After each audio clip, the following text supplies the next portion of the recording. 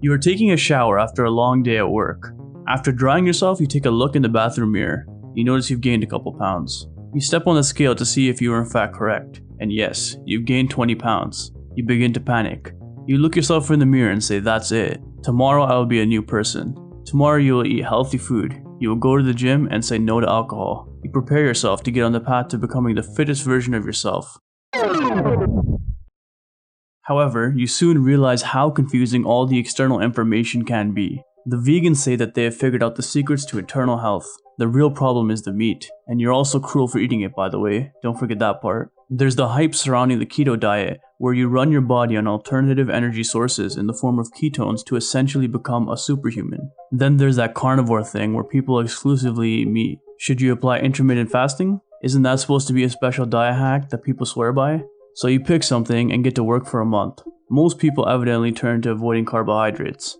You start seeing some progress, but eventually, you slowly start to lose motivation. Craving and fatigue are beginning to set in, and you feel as though you deserve a break for all your efforts. You decide to take a week off and go back to normal eating. Over the next week, you somehow backtrack all the progress you've made in the prior months, and now are heavier than when you started. You lose all of your motivation. And the cycle continues when you try this again in a few months and fail again. While losing weight in the short term is achievable for many people, maintaining reduced body weight over the long term has proven to be exceedingly difficult for most people.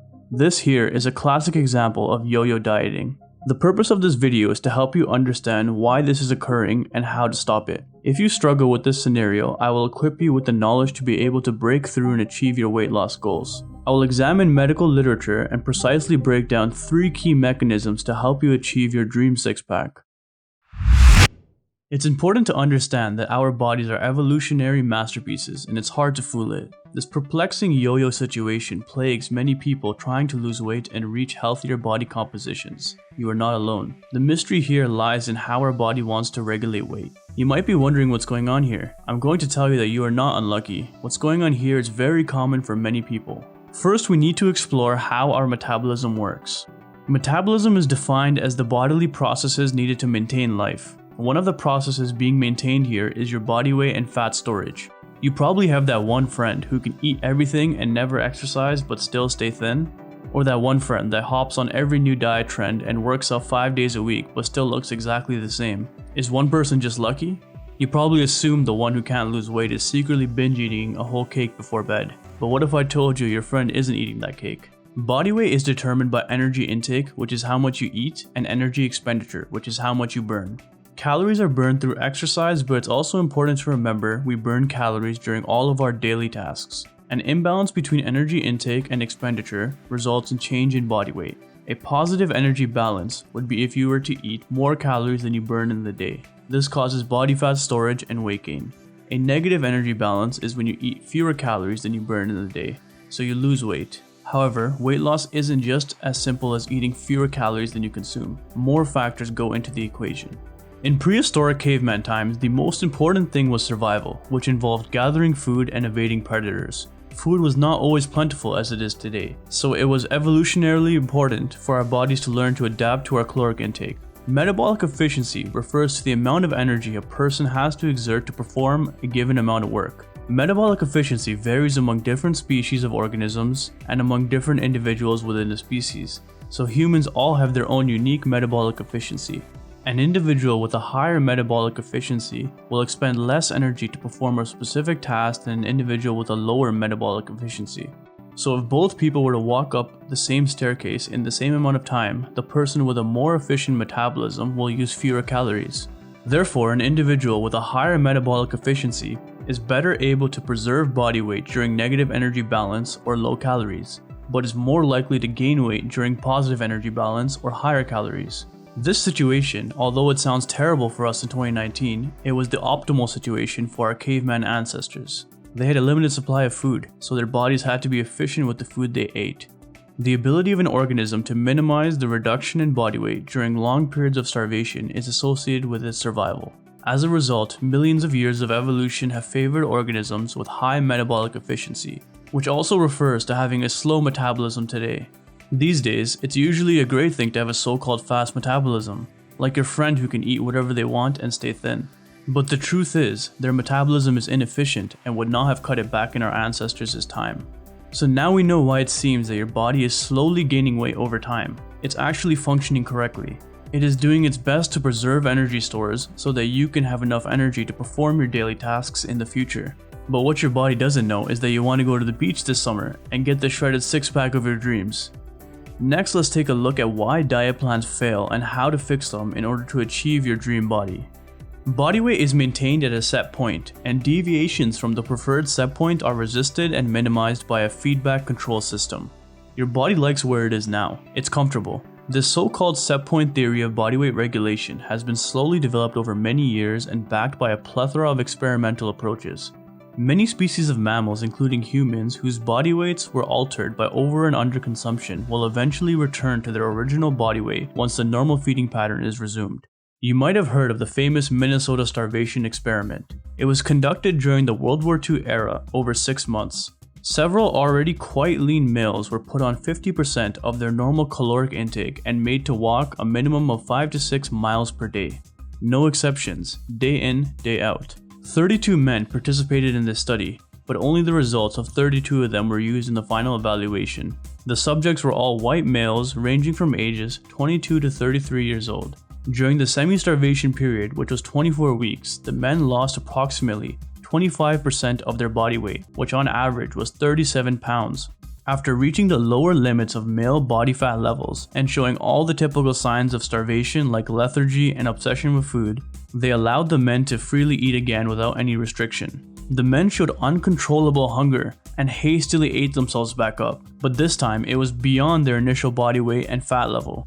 During the first week of unrestricted eating, the individual intakes varied from 4,400 calories to as much as 10,000 calories per day, with the week's average being 5,219 calories per man per day. Some of the men commented that they were still hungry at the end of very large meals, even though they were unable to ingest any more food.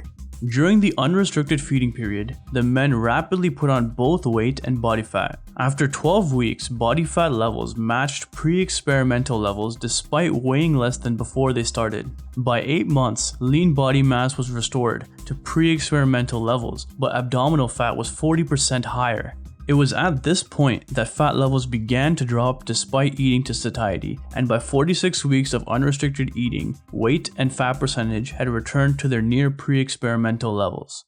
This is precisely what people experience in small doses when they go on a typical diet. This is called the yo-yo phenomenon. They go on a diet, lose some weight, but then put it back on with a little extra for good measure. The extra gained weight is because your body is preparing for your next inevitable plan to diet, so it stores a little bit extra fat than before to prepare for that. That's why body fat gets even higher after refeeding after a diet. When weight comes off and then goes back on, a new higher body fat set point is created. Years of yo-yo dieting means that this weight set point keeps moving up, and someone who originally wanted to lose 10 pounds is now 20 pounds heavier 10 years down the line. The key factor leading the charge to regain weight is the hormone leptin.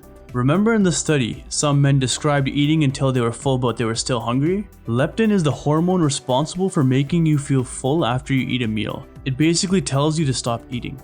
Leptin is released by your fat cells and goes to your brain where it has its function.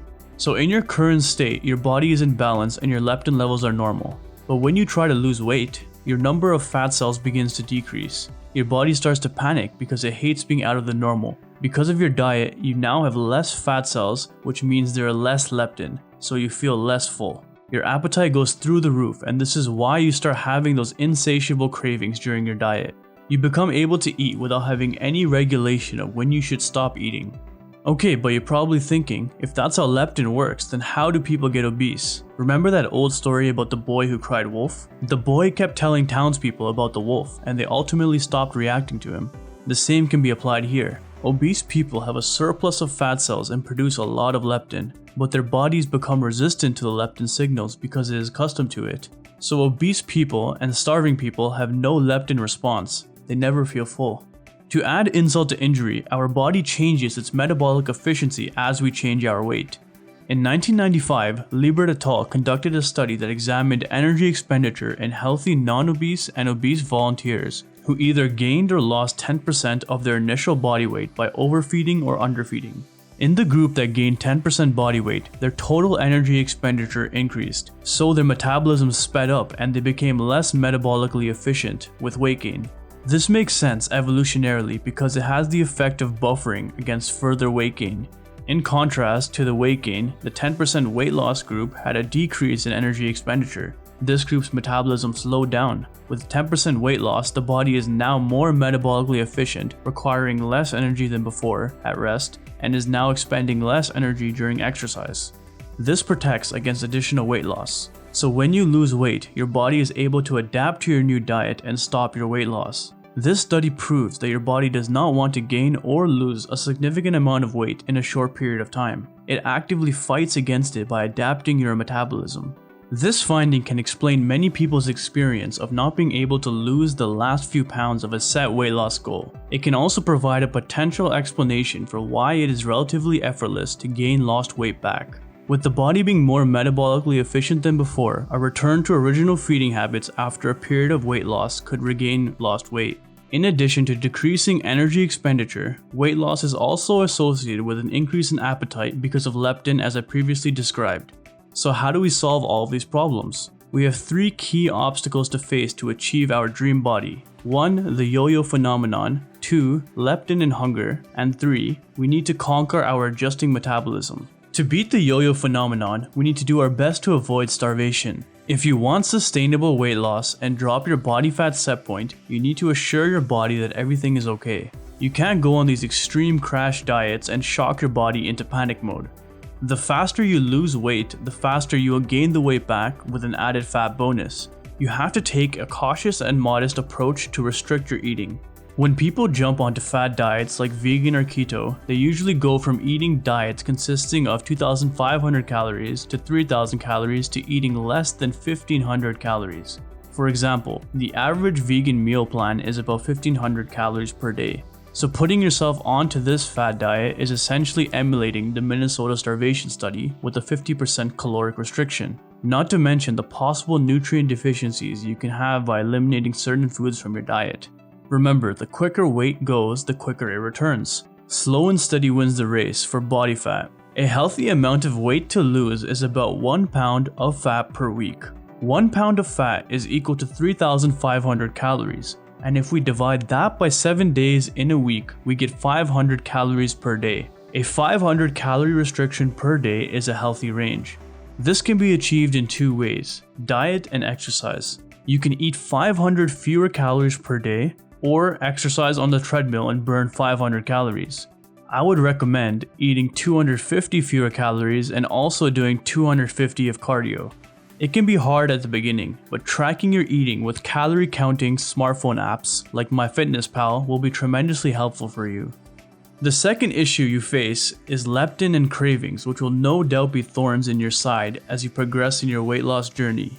The solution to cravings is eating food that fills you up for fewer calories. Some food is more satiating than others. ASAP Science made a video comparing how 200 calories look like in different foods. Here's a clip from that video. Have you ever stopped to think about what those calories look like? For example, this is 200 calories worth of apple. On the other hand, if we take 200 calories of cheese, it doesn't look quite the same in terms of volume. Throw 200 calories of wine into the mix for a nice wine and cheese, and you have 3 very different looking versions of 200 calories. Choosing foods that are more filling is the key to suppressing leptin and cravings during your diet. What makes food filling is it being high in protein and high in fiber. Some examples of satiating foods are potatoes, eggs, oatmeal, fish, lean meats, fruits, and vegetables. You can find some amazing recipes on Google if you're interested. And finally, the third issue we face: if our body's metabolism adjusts to our eating habits, we must further adjust to it. Slowly ride your 500 calorie deficit as I previously recommended, but if 2 weeks go by and you fail to make any progress, it's time to slightly lower calories again.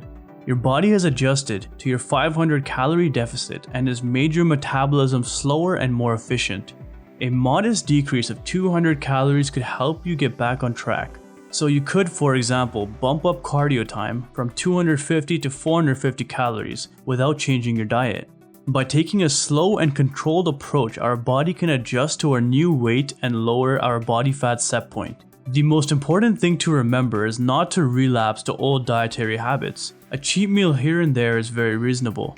When we finally reach our body weight goal, it takes about 4 to 8 weeks for our body to settle at this new body fat set point. So don't go crazy eating after you reach your desired weight. Take it easy for 8 weeks and slowly start incorporating some old foods you missed in moderation. The only way to lose weight and maintain weight loss is to get your body used to having a lower body fat set point. If you want to change the way you look, it requires a lifestyle commitment. If you take a slow and controlled approach to your weight loss, I'm sure you will see more success in the future. Patience is key. I hope to see you looking shredded on the beach this summer.